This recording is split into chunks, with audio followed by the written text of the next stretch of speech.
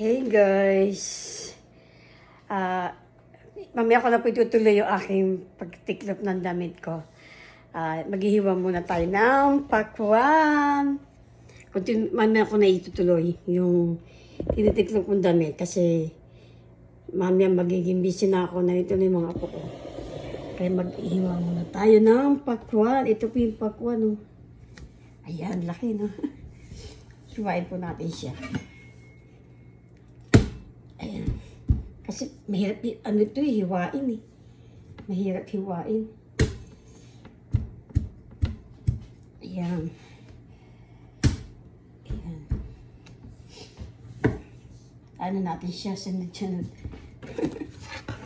Mahirap hiwain ang pakwan. Ang laki no. Wala tayong malaking ano eh, yung pinakamalaking kulo. Kumaga ay ganyan lang natin siya. Ayan. Ayan. Baka tayo mahiwa nito. Mahirap baka mataga yung kamay. Kailangan pagulungi.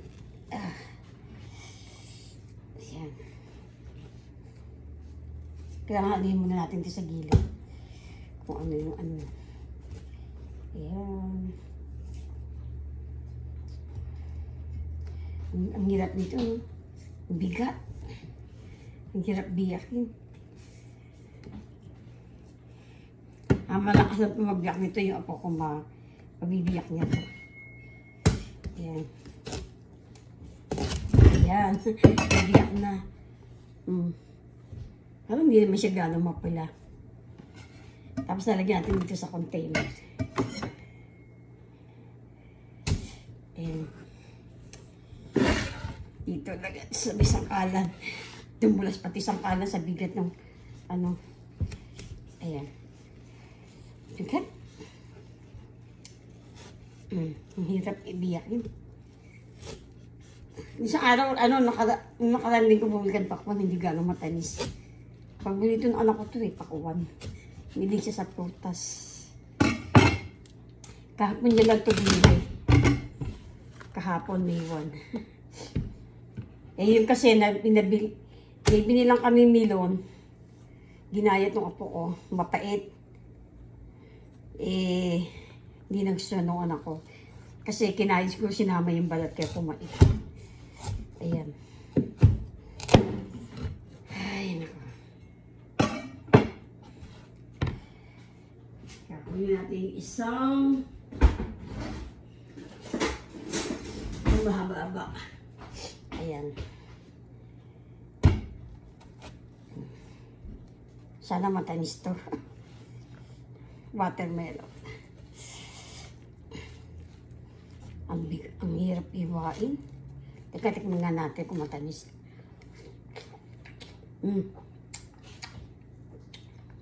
Hindi gaano.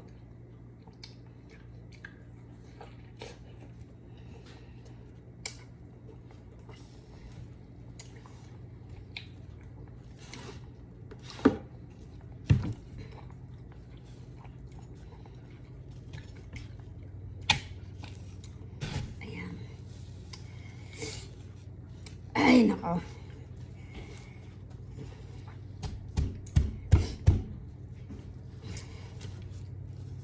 Baka mahiwa tayo, kaya dahan-dahan lang. Ay.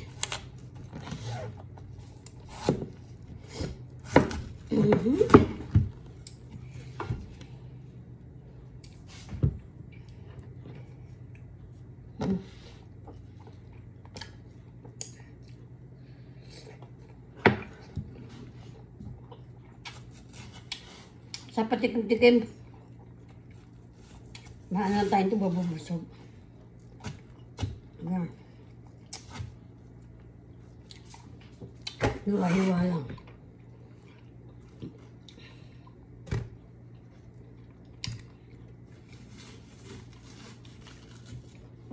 Sa Pilipinas talaga napakatamis ng pakwan.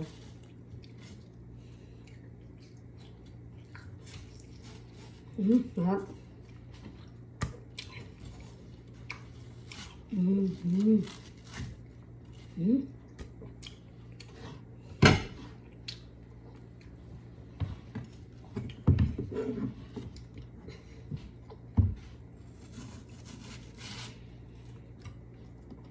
Bagay, okay na rin yung kahit di masyado matamis kasi diabetic ako, hindi pwede sa akin masyado matamis.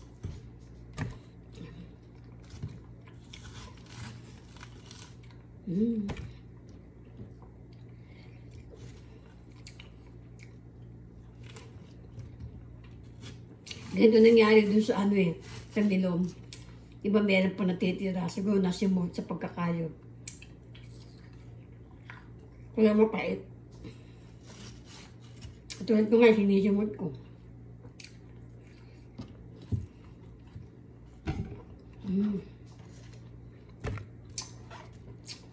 Mamaya ito kakainin ko pagdating ng mga po kung galing sa eskwela.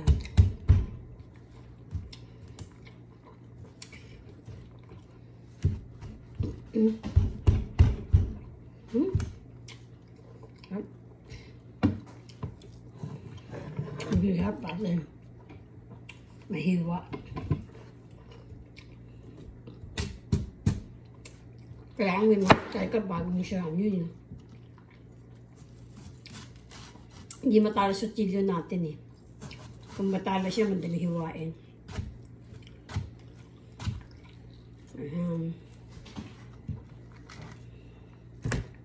Ano ko nilalagay eh. Tikim-tikim.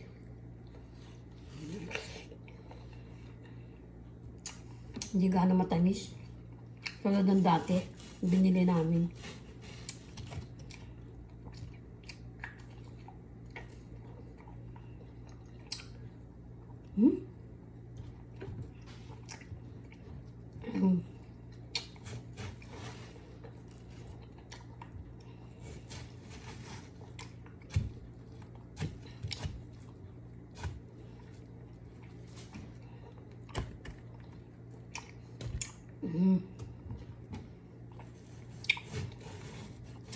Hindi simot ko lang kasi nga pag masyado siya mapait.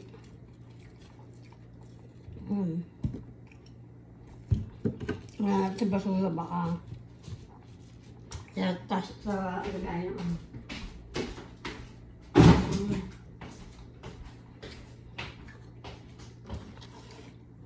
Guys, yan siya na kayo lagi nakikita yun, lagi ako nakapanjama. Siyempre sa bahay lang tayo eh.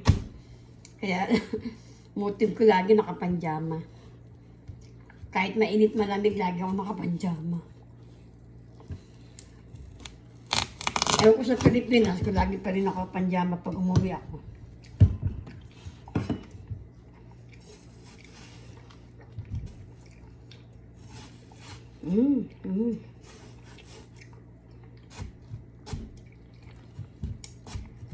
Tiwain natin sa gitna. Ayan. Kasi masyadong makapal eh.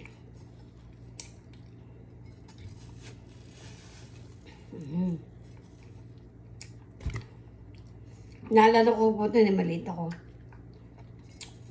Na nagtitinda ako sa sabungan.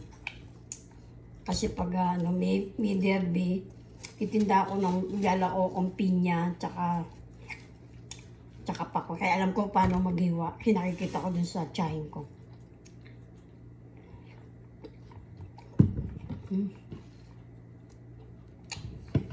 Hindi po natin lahat ihiwain kasi malaki. Hatiin natin.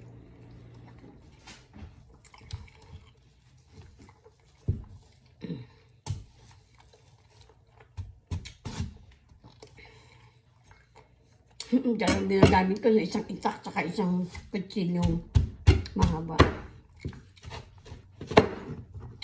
Ayan.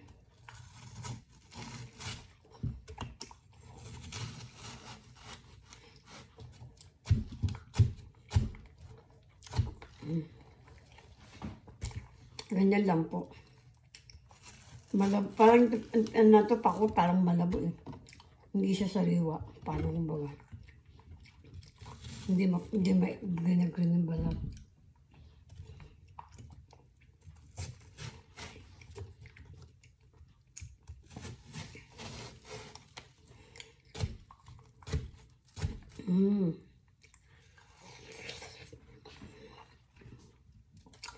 Tikim-tikim lang tayo.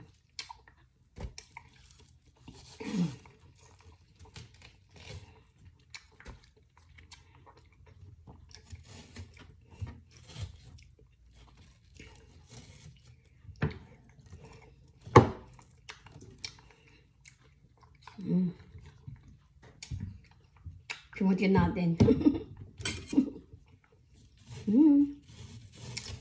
Yung anak ko kapon nagluto siya, nilaga. Nagsak ko sa inyo. Hindi ko na na-vlog. Siya kasi nagluto, no? Nilaga ang bulalo. Ayan, bulalo. Hindi ko na pa pinakita sa inyo. Yung nilaga.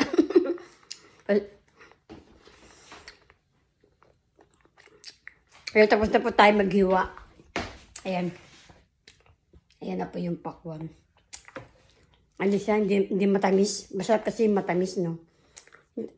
Parang nag-aaso ka. Pero ayoko naman masyadong matamis kasi bawal sa akin yun. Ayan.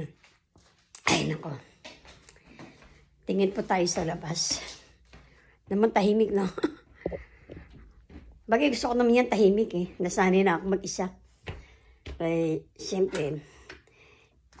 Ayan, malamig Sarap ng hangin sa labas Ayan po ilagayan namin ang basura. Ayan, nakuha na po siya andun sa labas. Mami, ako kunin na yun ng anak ko. Hindi na ako kumuha. Kasi na bagay para exercise din yung mainit sa labas.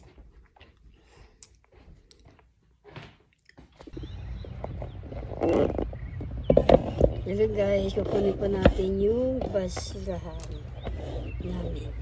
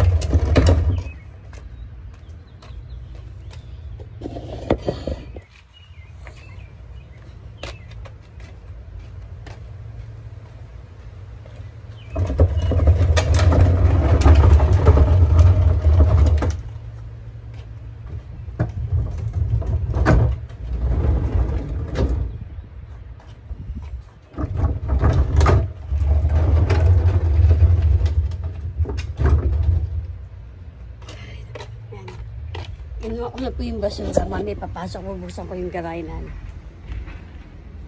Ayan. Ay, init. Mainit pero po medyo malamig. Hindi katulad sa Pilipinas, El Nino. Ay, na po guys. Pasok na po tayo. Ayan, hiningal ako. Ay, ayan ba, paano na po tayo? Kukunin ko po sa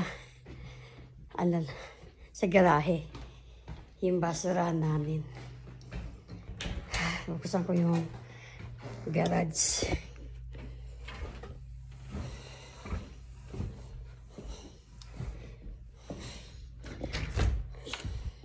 Ay, andito pala yung kotse nung anak ko. Hindi ko alam kung paano ko siya ilalagay. Ano yan? Ay, naku. Siya na bahala magpasok. Baka mabangga ako pa yung sasakyan niya.